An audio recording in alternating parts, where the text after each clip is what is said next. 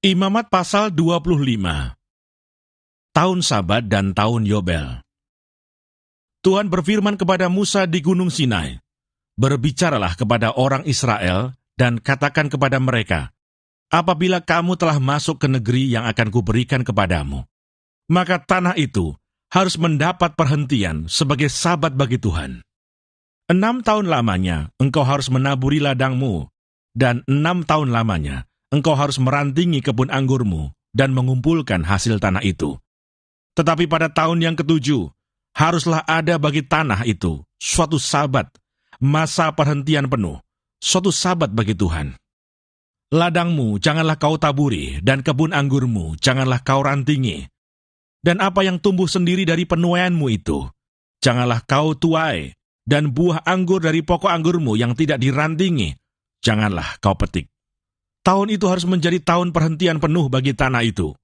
Hasil tanah selama sabat itu haruslah menjadi makanan bagimu, yakni bagimu sendiri, bagi budakmu laki-laki, bagi budakmu perempuan, bagi orang upahan, dan bagi orang asing di antaramu yang semuanya tinggal padamu. Juga bagi ternakmu dan bagi binatang liar yang ada di tanahmu, segala hasil tanahmu itu menjadi makanannya. Selanjutnya engkau harus menghitung 7 tahun sabat, yakni 7 kali 7 tahun, sehingga masa 7 tahun sabat itu sama dengan 49 tahun. Lalu engkau harus memperdengarkan bunyi sangkakala di mana-mana dalam bulan yang ke-7 pada tanggal 10 bulan itu. Pada hari raya pendamaian, kamu harus memperdengarkan bunyi sangkakala itu di mana-mana di seluruh negerimu. Kamu harus menguduskan tahun yang ke-50 dan memaklumkan kebebasan di negeri itu bagi segenap penduduknya. Itu harus menjadi tahun Yobel bagimu. Dan kamu harus masing-masing pulang ke tanah miliknya dan kepada kaumnya. Tahun yang ke-50 itu harus menjadi tahun Yobel bagimu. Jangan kamu menabur. Dan apa yang tumbuh sendiri dalam tahun itu, jangan kamu tuai. Dan pokok anggur yang tidak dirantingi, jangan kamu petik buahnya. Karena tahun itu adalah tahun Yobel, haruslah itu kudus bagimu.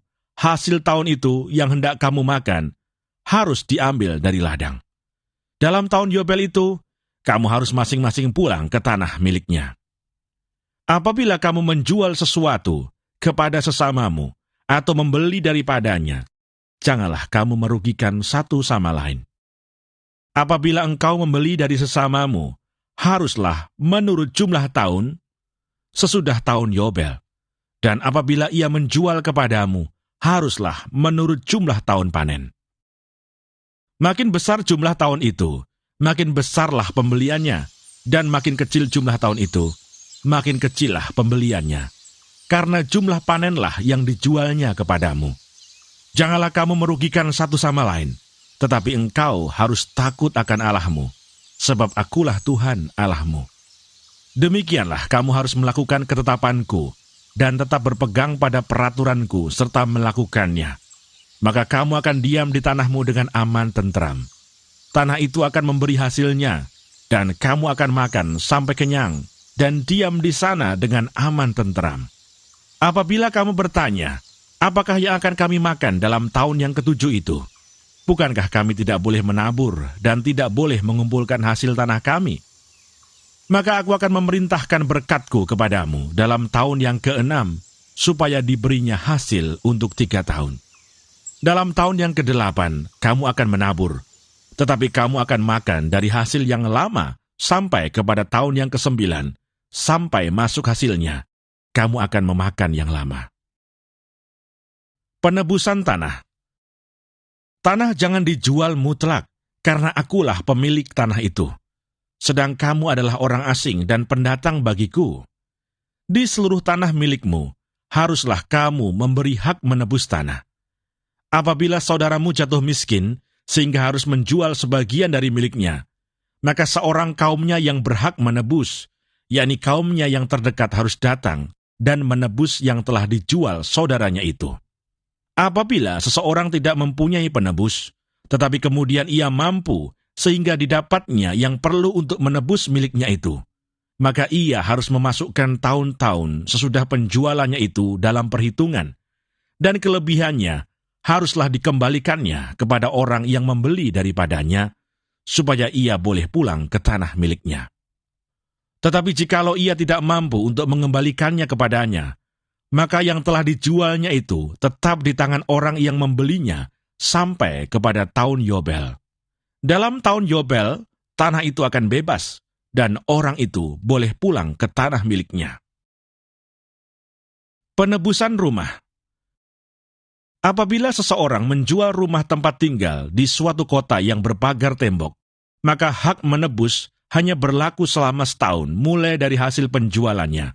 Hak menebus berlaku hanya 1 tahun.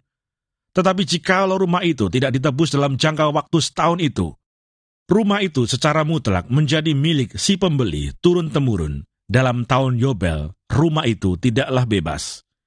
Tetapi rumah-rumah di desa-desa yang tidak dikelilingi pagar tembok haruslah dianggap sama dengan ladang-ladang di negeri itu. Atasnya harus ada hak menebus, dan dalam tahun Yobel, rumah itu harus bebas. Mengenai rumah-rumah di kota-kota orang Lewi, hak menebus rumah-rumah itu ada pada orang-orang Lewi untuk selama-lamanya.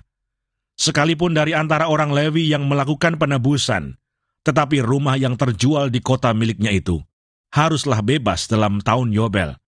Karena segala rumah di kota-kota orang Lewi adalah milik mereka masing-masing di tengah-tengah orang Israel. Dan padang pengembalaan sekitar kota-kota mereka janganlah dijual, karena itu milik mereka untuk selama-lamanya. Perlakuan terhadap orang miskin. Apabila saudaramu jatuh miskin, sehingga tidak sanggup bertahan di antaramu, maka engkau harus menyokong dia sebagai orang asing dan pendatang, supaya ia dapat hidup di antaramu.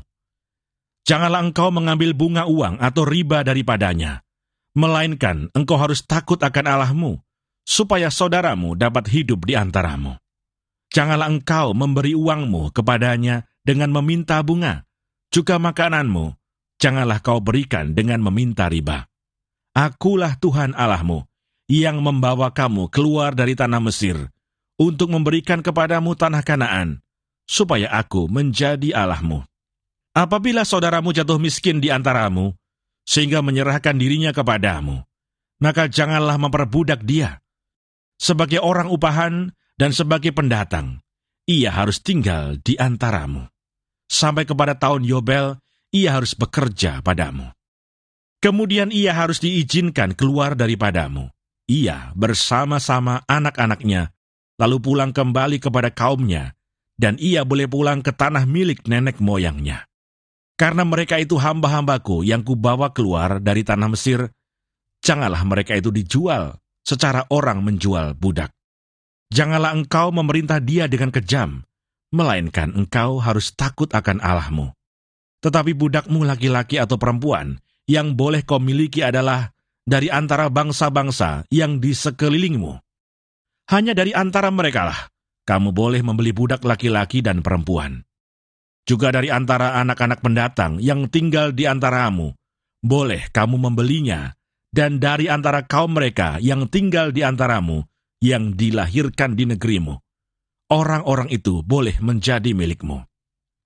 Kamu harus membagikan mereka sebagai milik pusaka kepada anak-anakmu yang kemudian, supaya diwarisi sebagai milik. Kamu harus memperbudakkan mereka untuk selama-lamanya. Tetapi atas saudara-saudaramu, orang-orang Israel, janganlah memerintah dengan kejam yang satu sama yang lain. Apabila seorang asing atau seorang pendatang di antaramu telah menjadi mampu, sedangkan saudaramu yang tinggal padanya jatuh miskin, sehingga menyerahkan dirinya kepada orang asing atau pendatang yang di antaramu itu, atau kepada seorang yang berasal dari kaum orang asing, maka sesudah ia menyerahkan dirinya, ia berhak ditebus. Yakni seorang dari antara saudara-saudaranya boleh menebus dia, atau saudara ayahnya, atau anak laki-laki saudara ayahnya, atau seorang kerabatnya yang terdekat dari kaumnya, atau kalau ia telah mampu, ia sendiri berhak menebus dirinya. Bersama-sama dengan si pembelinya, ia harus membuat perhitungan, mulai dari tahun ia menyerahkan dirinya kepada orang itu, sampai kepada tahun Yobel, dan harga penjualan dirinya haruslah ditentukan menurut jumlah tahun-tahun itu. masa ia tinggal pada orang itu haruslah dihitung seperti masa kerja orang upahan. Jikalau jumlah tahun itu masih besar, maka dari harga pembeliannya haruslah dikembalikan sebagai penebus dirinya menurut jumlah tahun itu. Jika waktu yang masih tinggal sampai kepada tahun Yobel sedikit lagi saja, maka ia harus membuat perhitungan dengan orang itu. Menurut jumlah tahun itulah, ia harus membayar uang tebusan dirinya. Demikianlah ia harus tinggal padanya, sebagai orang upahan dari tahun ke tahun. Janganlah ia diperintah dengan kejam oleh orang itu di depan matamu. Tetapi jikalau ia tidak ditebus dengan cara demikian, maka ia harus diizinkan keluar dalam tahun Yobel. Ia bersama-sama anak-anaknya. Karena padakulah orang Israel menjadi hamba. Mereka itu adalah hamba-hambaku yang kubawa keluar dari tanah Mesir. Akulah Tuhan Allahmu.